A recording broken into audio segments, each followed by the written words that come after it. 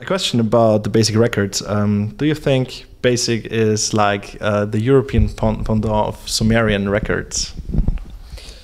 No, just no. It's kind of different.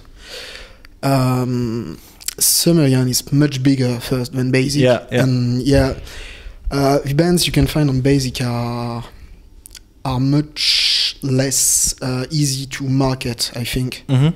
It's when you see bands like Chim Spanner, some guy playing awesome 80s metal mixed with Meshuggah stuff and all that, it's much harder to promote than, let's say, Veil of Maya or After the Burial. They're both great bands, but it's a way different, well, it's a different way to work with bands, and it's much more, how to say that, not elitist. Impossible to market. I think that's okay. I kind of feel sorry for the label guys at the moment, because it's so hard to market. Like 7 nerds playing in a band. Well, 6 nerds actually playing in a band. You know, thinking about stupid shit all the time. And making serious music. How the hell are you gonna market that? It's impossible. Or just 80s metal. Yeah, I don't know, but they do a great job. Indeed, they do. Yeah, they do a really great job. What were the most intense live gigs you had lately? You go first. Oh, that's a tough question. I think actually the Basic showcase at the Barfly in London. Okay. It was really, really intense. You've got a full venue packed with people. Really, there was no room to breathe actually. Okay. And everyone went shit mad. Who played there beside you and I think Chim Spanner? Chim Spanner and The Algorithm with Mike Marlian from Monuments. So it was such a great package. With drums. Yeah, with real drums. So yeah, it was. Euroblast as well was pretty cool this year. Yeah, Euroblast was really. It was mental. Yeah. It went crazy. It was. Yeah, it was great. One of the most intense gigs we've had so far. Yeah, I think the Barfly were. But Brutal Assault was pretty interesting as well. Yeah, interesting because it was so big. I mean, there's so much room. We were used to really tiny stages when we have 10 centimeters here, packed, 5 centimeters here. Well, like 4 meters. It was awesome. Finally, room for yourself. Yes, finally room for the hair. going full crazy. What was your most terrible tour experience lately? Oh, I think it happened on that tour. What date was it? Birmingham, I think. Because I think we opened. We played at the time the doors opened, and that was like Manchester. Yeah. I don't remember, but we played like in front of 20 people. That's nice. Yeah, well, it's like that when you're an opener. You know, you don't always get the chance to play in front of a packed venue. So yeah, I guess that happens. But that was pretty bad, I think. Okay. So no accidents, no. Oh no! As 1 far week, as no accidents shower go, thing. nah, we've had some pretty bad luck with the laptop. You know, the click going off. But the drummer did an amazing job. You know, catching up on the whole thing. Okay. So we're pretty lucky. We managed to avoid any big accident. Yeah. Yeah. I hope it's going to continue because it's really scary just to think about it. Yep. Yeah. You maybe heard about the periphery accident? Oh no! What happened? Yeah, exactly that. No. Exactly that. Yep, can happen. Yeah. You played the last tour, the last 2 Euroblast festivals in Cologne. Was there a huge difference between the one last year and the one the year before? What do you mean, lineup-wise or feedback-wise? For the feedback and your personal feeling.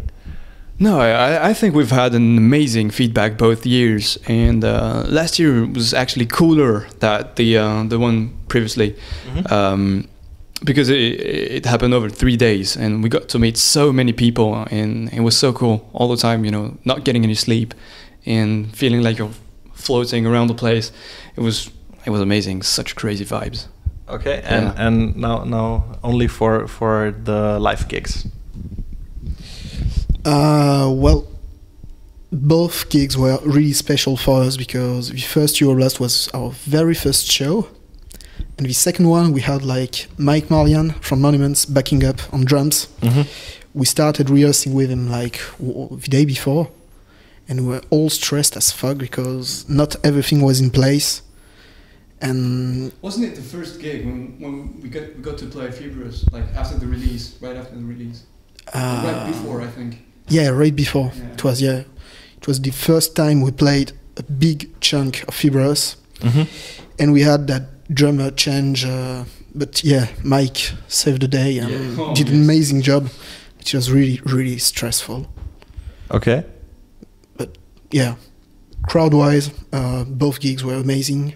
The second one was, of course, there were more people because festival was bigger and we had a bit more of promo, PR stuff over. But yeah, both were great experiences, and the second one was like longer version of the first one. So great, playing great. Cool.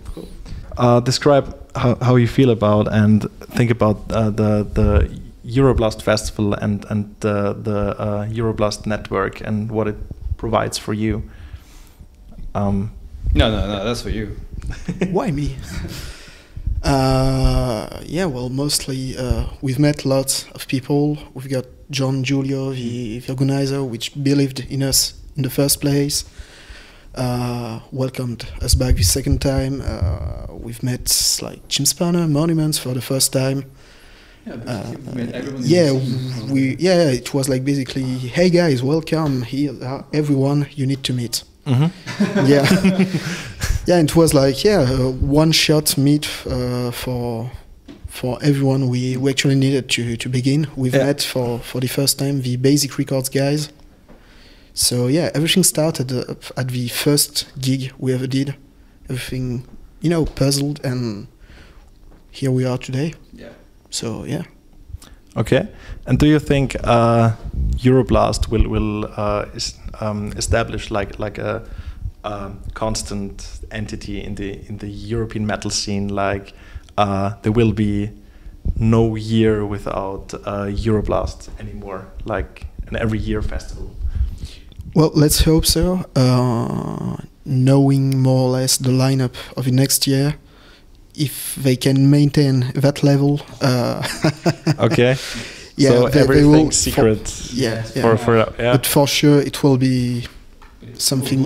It will really mind blowing and on a long term thing.